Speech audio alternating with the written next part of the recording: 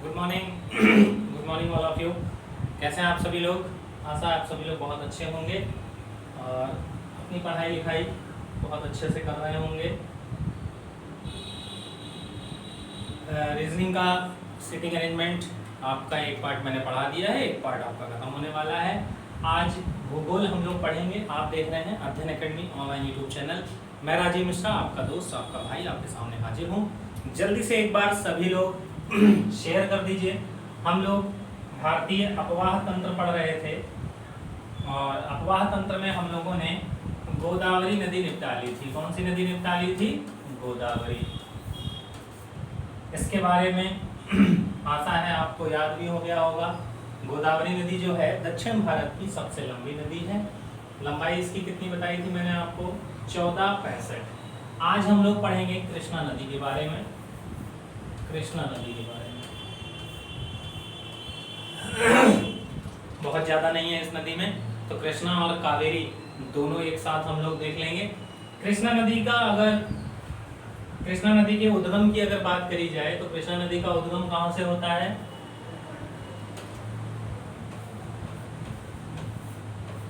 कृष्णा नदी, इसका उद्गम जो है पश्चिमी घाट के महाबलेश्वर से होता है। महाबलेश्वर,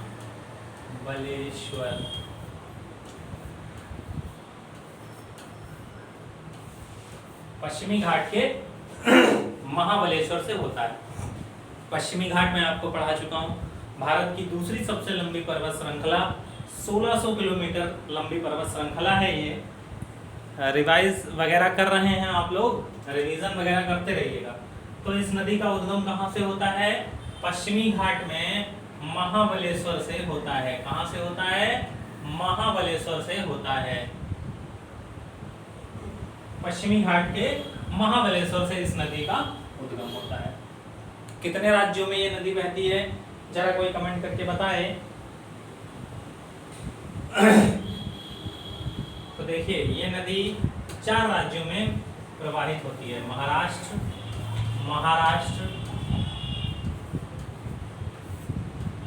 कर्नाटक, तेलंगाना और आंध्र प्रदेश।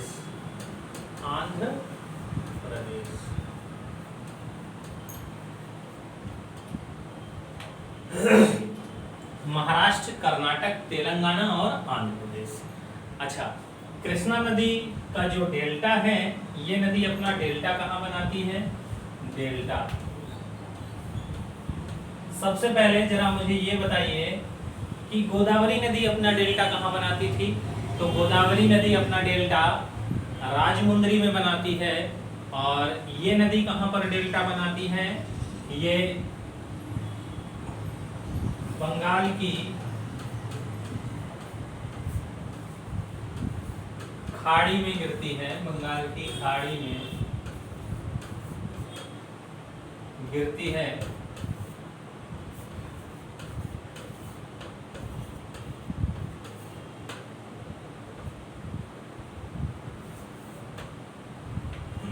ये नदी कहाँ गिरती है? बंगाल की खाड़ी में गिरती है। अच्छा, अभी तक हम लोगों ने जितनी नदियां पढ़ी हैं वो सभी नदियां पूर्वी प्रवाह वाली नदियां हैं। जैसे गंगा हम लोगों ने पढ़ी तो गंगा भी पूर्व की ओर प्रवाहित होती है। यमुना उसकी सहायक नदी पढ़ी, वो भी लगभग पूर्व की ओर प्रवाहित होती है। गंगा के बाद हम लोगों ने एक नदी पढ़ी थी गोदावरी भी पूर्व की ओर प्रवाहित होती है। ब्रह्मपुत्र भी पूर्व की ओर प्रवाहित होती है, या कहा जाए बंगाल की खाड़ी में गिरती है। केवल एक सिंधु हम लोगों ने पढ़ी, जो सिंधु कहाँ गिरती है? सिंधु आपके अरब सागर में गिरती है, जाके कराची के पास गिरती है, जाके कराची के पूर्व में, पश्चिम में गिरती है जाके। ठीक है, तो ये नदियां आप लोगों को याद रखना है। अच्छा, कभी कदार पूछ दिया जाता है, कावेरी नदी से कई बार क्वेश्चन आया है कि निम्न में से कौन सी नदी बंगाल की खाड़ी में नहीं गिरती है? तो बच्चों को हल्का सा कंफ्यूजन हो जाता है, वो कावेरी नदी टिक लगा देते हैं। तो याद रखिएगा, कावेरी भी पूर्वी प्रवाह वाली नदी है। चलिए आइए, अच्छा, ये बंगाल की खाड़ी में तो गिरती है, लेकिन ये नदी अपना डेल्टा कहाँ बनाती है? तो विजयवाड़ा में बनाती है। कहाँ बनाती है? विजयवाड़ा। अच्छा, नेक्स्ट पॉइंट जो मोस्ट इंपॉर्टेंट है वो आपको याद रखना है कि राजमुंद्री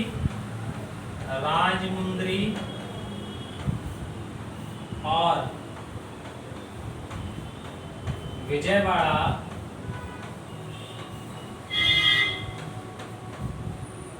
के मध्य कोलेरू झील स्थित है। कौन सी झील है? कोलेरू झील। कौन सी झील स्थित है इन दोनों के मध्य? राजमुंद्री और विजयवाड़ा दोनों नदियां जहां डेल्टा बनाती हैं, उस डेल्टा के मध्य एक झील पड़ती है, कोलेरू झील है। और ये झील एक प्रकार की अनूप झील है। कैसी झील है? अनूप झील है। अनूप झील जानते हैं किसे कहा जाता है? जिस झील का निर्माण समुद्र के पानी से होता है। और ये अनूप झीलें उंगली नुमा होती हैं। कैसी होती हैं? उंगली नुमा। जैसे ये आपका भारत का क्षेत्र है, दक्षिण भारत का क्षेत्र है। अब यहाँ से समुद्र का पानी जब अंदर जाएगा, बहुत पूरे मात्रा में समुद्र है तो पानी ऐसे करके अंदर प्रवेश कर जाता है। जब रुक जाता है तो वही झील बन जाती है और हमारी क्या कहलाती है? अनूप झील कहलाती है। केरला में सबसे ज्यादा ये अनूप झीलें पाई जाती हैं। ये इतना पॉइंट याद हो गया, अच्छे से समझ में आ गया। डेल्टा कहाँ बनाती है ये नदी? ये नदी डेल्टा बनाती है विजयवाड़ा के समीप। ये नदी डेल्टा कहाँ बनाती है? विजयवाड़ा के समीप। चलिए नेक्स्ट पॉइंट, इसकी सहायक नदियां देख लीजिए। सहायक नदियां, तो सहायक नदियां इसकी कौन कौन सी हैं?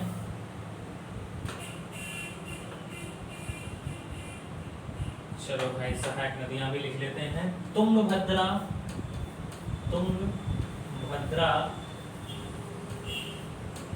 घाटप्रभा, मालप्रभा,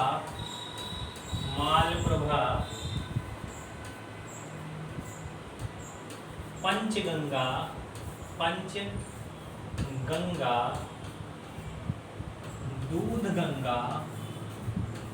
दूधगंगा, भीमा, कोयना और मूसी नदी के किनारे हैदराबाद स्थित है। कौन सा शहर स्थित है मूसी नदी के किनारे? सॉरी, हैदराबाद स्थित है। क्या स्थित है? हैदराबाद। तो तुंगभद्रा, घाटप्रभा, मालप्रभा, पंचगंगा, दूधगंगा, भीमा, कोयना, मूसी। कंफ्यूज नहीं होना है। गोदावरी नदी में हम लोगों ने वेनगंगा और पेनगंगा पढ़ी थी। वेनगंगा और पेनगंगा पढ़ी थी। तो कंफ्यूज नहीं होना है। पता चले ऑप्शन आए निम्न में से कौन सी कृष्णा की सहायक नदी नहीं है या निम्न में से कौन सी कावेरी की सहायक नदी नहीं है, तो इससे आपको कंफ्यूज नहीं होना है। तो ये है आपका मात्र इतना सा कृष्णा नदी के बारे में। किसके बारे में? कृष्णा नदी के बारे में। अच्छा, इसकी सबसे लंबी सहायक नदी देख लीजिए आप। इसकी सबसे लंबी सहायक नदी कौन सी है? तो तुंगभद्रा इसकी सबसे लंबी सहायक नदी है। लंबी सहायक नदी। अच्छा, तुंगभद्रा जो नदी है वो दो नदियों के मिलने से बनती है। तुंगा प्लस भद्रा, दो नदियां आपस में संगम होता है तुंगा का और भद्रा का, तब मिलके बनती है तुंगभद्रा नदी। कौन सी नदी बनती है? तुंगभद्रा नदी। तो ये था आपका कृष्णा नदी के बारे में। उद्गम कहाँ से होता है? महाबलेश्वर से। ऐसे याद रखिएगा, कृष्ण जी महान थे तो महाबलेश्वर याद हो जाएगा। महाबलेश्वर से होता है। और महाबलेश्वर की चोटी पड़ती कहाँ पे है? तो पश्चिमी घाट में स्थित है हमारी महाबलेश्वर की चोटी। डेल्टा कहाँ बनाती है? तो डेल्टा बनाती है विजयवाड़ा के समीप। विजयवाड़ा और गोदावरी के डेल्टा के मध्य यानी राजमुंद्री के मध्य एक झील पड़ती है, उस झील का नाम क्या है? कोलेरू झील नाम है। ठीक, उड़ीसा में पड़ती है कोलेरू झील। अब कितने राज्यों में ये प्रवाहित होती है? तो ये 4 राज्यों में प्रवाहित होती है, महाराष्ट्र, कर्नाटक, तेलंगाना और आंध्र प्रदेश। इन 4 राज्यों में, पहले ये 3 राज्यों में थी, महाराष्ट्र, कर्नाटक और आंध्र प्रदेश। अब क्या है, आंध्र प्रदेश से अलग होकर एक राज्य बना तेलंगाना। तो महाराष्ट्र, कर्नाटक, तेलंगाना और आंध्र प्रदेश। अच्छा, एक खास बात और है कृष्णा और कावेरी का। चलिए, तो अभी कावेरी में भी बताएंगे। कृष्णा और कावेरी का जो बेसिन है उसे राइस बाउल ऑफ इंडिया कहा जाता है, भारत के धान का कटोरा कहा जाता है। कृष्णा और कावेरी नदी के बीच में, गोदावरी से ही शुरू हो जाता है, तो ये कृष्णा और कावेरी नदी के बीच का जो स्थान है, जो बेसिन है, वहां पर सबसे ज्यादा धान होता है। अच्छा, राज्य के आप सापेक्ष पूछा जाए धान का कटोरा कैसे कहा जाता है, तब आप छत्तीसगढ़ लगाएंगे। आप लोगों के पेट में दर्द हो रहा होगा कि सर आप केजी बेसिन कह रहे हैं, आपने छत्तीसगढ़ का नाम क्यों नहीं लिया? तो राज्य के सापेक्ष में अगर पूछा जाए तो आप छत्तीसगढ़ लगाएंगे। और अगर पूछा जाए कि किस नदी बेसिन में चावल सबसे ज्यादा होता है, तो आपका केजी बेसिन, कृष्णा, गोदावरी और कावेरी, ठीक, इसी को केजी बेसिन कहा जाता है। चलिए, अब हम लोग पढ़ते हैं कावेरी नदी, और ये नदी बहुत इंपॉर्टेंट है आप लोगों के लिए। कावेरी नदी, अभी दोनों के मैप एक साथ देख लेंगे हम लोग, ठीक है? परेशान होने की जरूरत नहीं है, सब कुछ जैसा पहले से कहा है वैसा ही हम लोग पढ़ते चलेंगे। विद मैप भी पढ़ेंगे और थ्योरी तो हम लोग पढ़ ही रहे हैं। कावेरी नदी, तो भैया कावेरी नदी के बारे में आप लोग कुछ ना कुछ तो जानते ही होंगे। कावेरी नदी का उद्गम कहाँ से होता है? कावेरी नदी का उद्गम पता है कहाँ से होता है? कावेरी नदी का उद्गम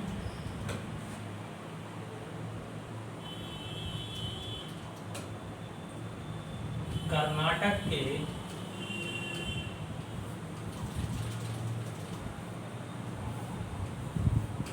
कर्नाटक राज्य में ब्रह्मगिरी की चोटी से, ब्रह्मगिरी,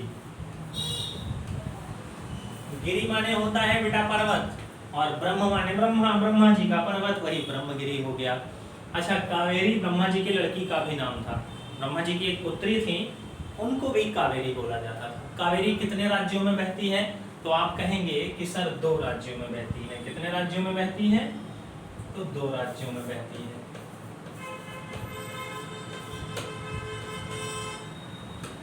कौन कौन से 2 राज्य हैं? कर्नाटक और तमिलनाडु। तमिलनाडु, इन 2 राज्यों में ये हमारी नदी बहती है। अच्छा, कावेरी नदी को दक्षिणी गंगा कहा जाता है, याद रखिएगा।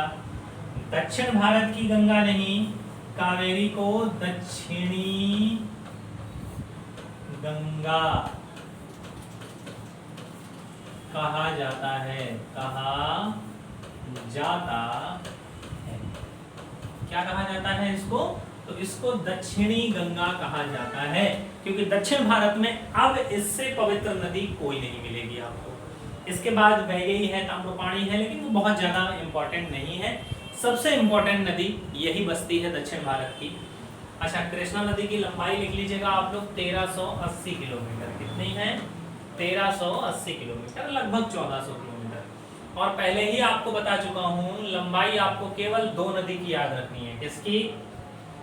गंगा की याद रखनी है और गोदावरी की याद रखनी है, सिंधु और ब्रह्मपुत्र, बस। इससे ज्यादा नदियों का लंबाई नहीं पूछा जाता है, वनडे एग्जाम के सापेक्ष में नहीं पूछा जाता है। अगर आप यूपीएससी वगैरह का एग्जाम दे रहे हैं तो हाँ, उसमें कभी कभार पूछ लिया जाता है। तो दक्षिणी गंगा इसे कहा जाता है। किसको कहा जाता है? कावेरी नदी को हमारी दक्षिणी गंगा कहा जाता है।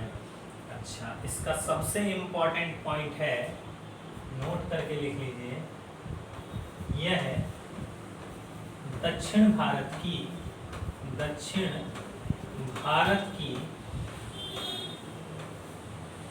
एकमात्र सदा नीरा नदी है।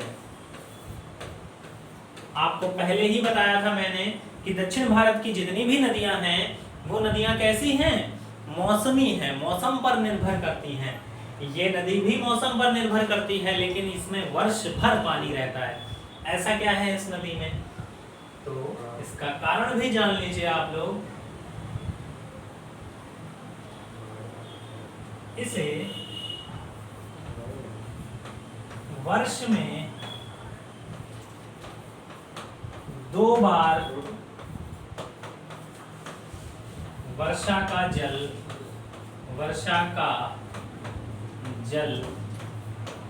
प्राप्त होता है। पहला दक्षिणी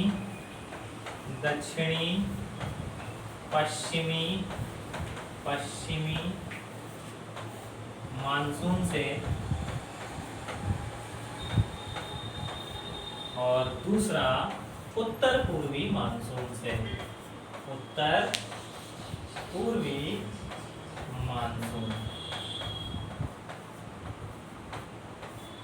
भारत में 2 प्रकार के मानसून पाए जाते हैं, दक्षिणी पश्चिमी मानसून और उत्तर पूर्वी मानसून।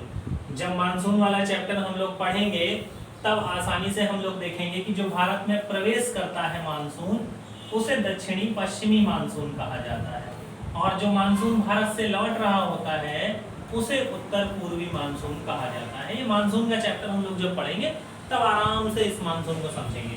बस आपको अभी इतना याद रखना है कि कावेरी नदी को वर्ष में 2 बार वर्षा का जल प्राप्त होता है। एक बार दक्षिणी पश्चिमी मानसून से गर्मियों के मौसम में, एक बार उत्तर पूर्वी मानसून से सर्दियों के मौसम में। तो वर्ष में 2 बार वर्षा का जल प्राप्त होता है।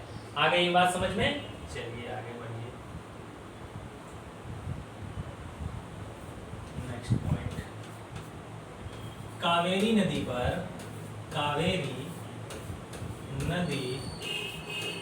पर शिव समुद्रम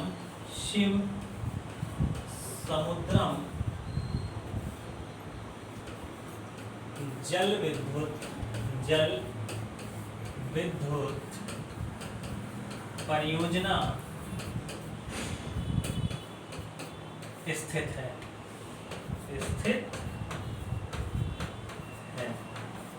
अच्छा, भारत की सबसे पहली बहुउद्देशीय नदी घाटी परियोजना कौन सी थी? तो भारत की सबसे पहली बहुउद्देशीय नदी घाटी परियोजना, नोट करके कहीं लिख लीजिएगा, भारत की प्रथम बहुउद्देशीय नदी घाटी परियोजना। नाम से ही समझ रहे होंगे, बहुउद्देशीय, बहुत सारे उद्देश्य हैं इस डैम के। तो वो है दामोदर नदी घाटी परियोजना। ये तो सभी को पता होगा। नेक्स्ट क्वेश्चन आप लोगों के लिए, विश्व की सबसे पहली बहुउद्देशीय नदी घाटी परियोजना कौन सी है? जरा देखें कौन शेर है, कमेंट करके जरा बताइए, और गूगल कोई नहीं करेगा। विश्व की प्रथम, बताएं भाई, विश्व की प्रथम बहुउद्देशीय नदी घाटी परियोजना। अभी उत्तरी अमेरिका जब हम लोग पढ़ेंगे तो उसमें एक नदी पढ़ेंगे, मिसिसिपी और मिसूरी। मिसिसिपी और मिसूरी नदी की एक सहायक नदी है जिसका नाम है टेनेसी। क्या नाम है? टेनेसी नदी घाटी परियोजना। ये विश्व की सबसे पहली बहुउद्देशीय नदी घाटी परियोजना है। इसका उद्घाटन कब हुआ था? तो वर्ष 1948 में तत्कालीन प्रधानमंत्री श्री पंडित जवाहरलाल नेहरू जी के द्वारा। किसके द्वारा किया गया था? पंडित जवाहरलाल नेहरू जी के द्वारा किया गया था।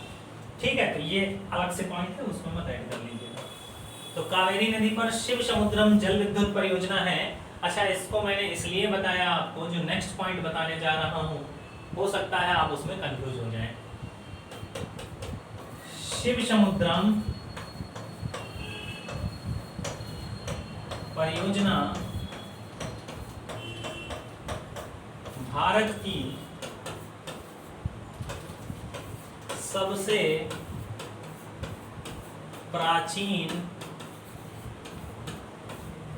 जल विद्युत परियोजना है। भारत की सबसे प्राचीन जल विद्युत परियोजना अगर पूछा जाए तो कावेरी वर्ष 1905 में कावेरी नदी पर जल विद्युत परियोजना बनाया गया। एक डैम बनाया गया जिससे बिजली बनाई जाती है। अच्छा, ऊपर वाली नदियों में बिजली क्यों नहीं बनाई जा सकती है? अगर आपने ध्यान से देखा होगा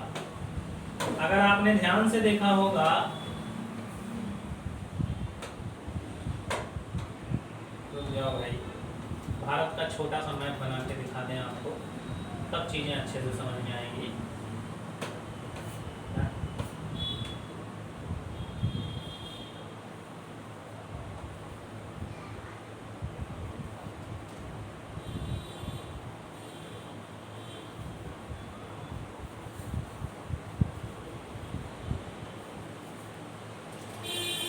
ये वाला क्षेत्र जो है ये हमारा पठारी क्षेत्र है। कैसा क्षेत्र है?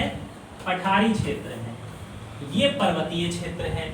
अच्छा, पठारी क्षेत्रों से पानी कुछ मात्रा में 100 मीटर नीचे गिरा, फिर समतल क्षेत्र मिला, फिर नीचे गिरा, तो ये जल विद्युत के लिए बहुत अच्छा है। ऐसे ही आपने एक देश देखा होगा, भूटान।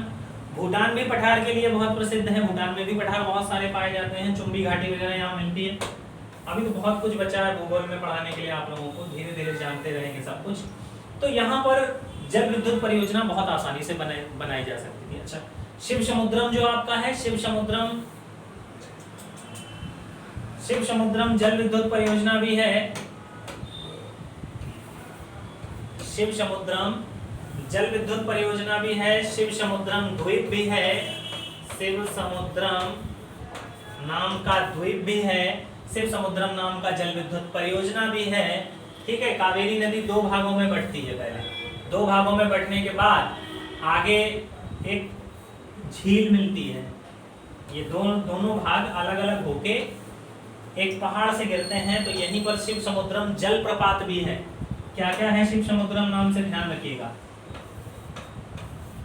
शिव समुद्रम द्वीप है, शिव समुद्रम जलप्रपात है और शिव समुद्रम जल विद्युत परियोजना है। ठीक है। तो यहां से जब नीचे गिरता है तो यही शिव समुद्रम जलप्रपात है। नीचे झील बनती है, वही शिव समुद्रम झील भी है। यहीं पर शिव समुद्रम डैम बनाया गया है। और जल प्रपात के बाद द्वीप का मतलब क्या होता है? ये एक नदी आ रही है, एक नदी के बाद ये 2 भागों में बटी नदी फिर आके यहाँ पर मिल गई। तो ये बीच वाला क्या बन गया? चारों तरफ पानी से घिर गया, यानी कि ये एक द्वीप बन गया। तो शिव समुद्रम द्वीप भी स्थित है। ये है शिव समुद्रम जलप्रपात। अब कावेरी नदी जल विवाद बहुत इंपॉर्टेंट है, पूछा जाता है। कावेरी नदी जल विवाद।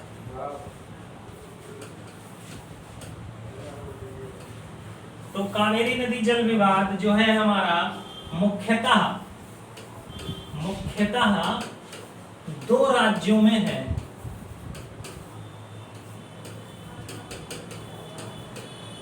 कर्नाटक और तमिलनाडु। कर्नाटक और तमिलनाडु, इन 2 राज्यों में कावेरी नदी जल विवाद स्थित है।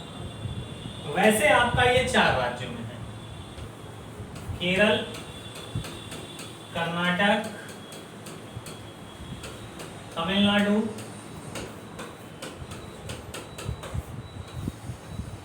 आंध्र प्रदेश। अच्छा, आप कहेंगे कि सर नदी 2 राज्यों में बहती है तो 4 राज्यों से जल विवाद कैसे हो गया? तो बेटा इन 4 राज्यों से इस नदी की सहायक नदियां आती हैं। क्या आती हैं? सहायक नदियां आती हैं। आ गई बात समझ में? इतना आप लोगों को समझ में आ गया अच्छे से? यहां तक कोई दिक्कत? इतना अच्छे से सभी को समझ में आ गया? यहां तक कोई दिक्कत? सभी लोग बताएं। अब इसकी सहायक नदी के बारे में चर्चा कर लेते हैं। किसकी चर्चा कर लेते हैं? सहायक नदियों के बारे में।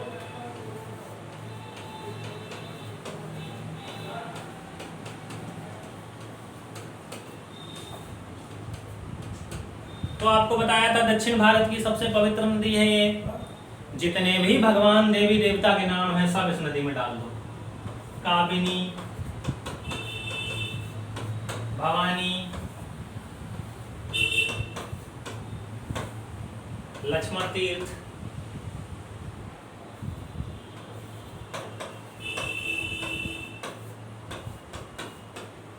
पावनी, काबनी, भवानी, लोक पावनी आएगा, सॉरी, लोक पावनी,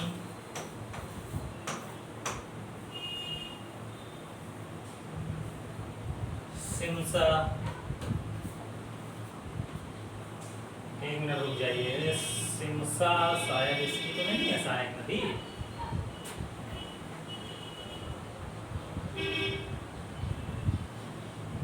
बस 1 मिनट, सही, मैं कंफ्यूज में हो गया था। सिमसा, काबिनी, भवानी, लोक पावनी, लक्ष्मण तीर्थ, भरतपुर, लक्ष्मण तीर्थ, सिमसा आदि, ये इसकी इंपॉर्टेंट सहायक नदियां हैं। काबिनी है, भवानी है, लक्ष्मण तीर्थ है, लोक पावनी है, सिमसा है। ठीक, ये कुछ इसकी सहायक नदियां हो गई। इसमें सबसे इंपॉर्टेंट आपको जल विवाद याद रखना है। कावेरी नदी जल विवाद याद रखना है। 2 राज्यों में है मुख्यतः, कर्नाटक और तमिलनाडु में। वैसे 4 राज्यों में है, केरल, कर्नाटक, तमिलनाडु और आंध्र प्रदेश। उद्गम कहाँ से होता है? तो उद्गम ब्रह्मगिरी की पहाड़ी से होता है। वर्ष में 2 बार इसे वर्षा का जल प्राप्त होता है, एक बार दक्षिणी पश्चिमी मानसून से, एक बार दक्षिणी पूर्वी मानसून से। अब जल्दी से इसका हम लोग मैप भी देख लेते हैं दक्षिण भारत की नदियों का। तो ये आपकी गोदावरी नदी, ये आपकी कृष्णा नदी और ये आपकी कावेरी नदी। ये हो गया। एक बार यहाँ से इसको जल प्राप्त होता है, एक बार यहाँ से इसको जल प्राप्त होता है। अब एक काम करेंगे, इसके बाद नर्मदा नदी बची है, ताप्ती नदी बची है, माही है, पश्चिमी प्रवाह वाली नदियां बची हैं। अब तो वो नदियां जब पढ़ेंगे सब एक साथ, जब सारी नदियां पढ़ लेंगे तब भारत के मैप पर मैं आपको सारी नदियां एक साथ बना के भी दिखाऊंगा। ठीक है, तो आशा करते हैं आज का ये आपको दक्षिण भारत की 2 नदियां कृष्णा और कावेरी नदी के बारे में बहुत अच्छे से समझ में आ गया होगा। अगर वीडियो अच्छी लगी हो तो वीडियो को शेयर करना मत भूलिएगा। स्टे ट्यून्ड विद अस, मिलते हैं नेक्स्ट वीडियो में। तब तक के लिए नमस्कार, जय हिंद, जय भारत, जय श्री कृष्णा। मस्त रहें, स्वस्थ रहें, व्यस्त रहें। Bye bye.